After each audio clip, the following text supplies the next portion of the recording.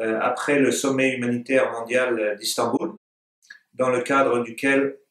a été discuté énormément la question de la cohérence entre les actions humanitaires et les actions de relèvement, les actions de développement et les actions de consolidation de la paix, ce qu'on appelle donc le nexus entre ces différentes dimensions.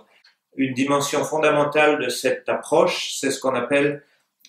des objectifs communs, la définition d'objectifs communs adaptés à la situation en fonction du contexte, objectifs communs sur une période de plusieurs années, pas d'un point de vue humanitaire, pas d'un point de vue développement. Je prends un exemple, par exemple, la couverture en service public. Pour la Centrafrique, il y a énormément d'alignement qui a été fait actuellement, par exemple, entre le plan de réponse humanitaire qui a été développé sur plusieurs années, qui s'appelle le HRP, et donc le plan de relèvement et de consolidation de la paix qui a été présenté à la conférence de Bruxelles.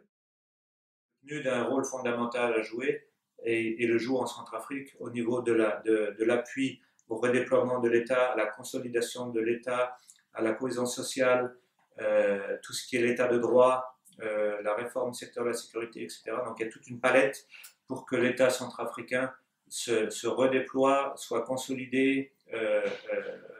regagne sa légitimité auprès des populations, etc. Et le PNUD ensuite a un rôle à jouer en termes de planification à long terme, de vision à long terme au sein des Nations Unies.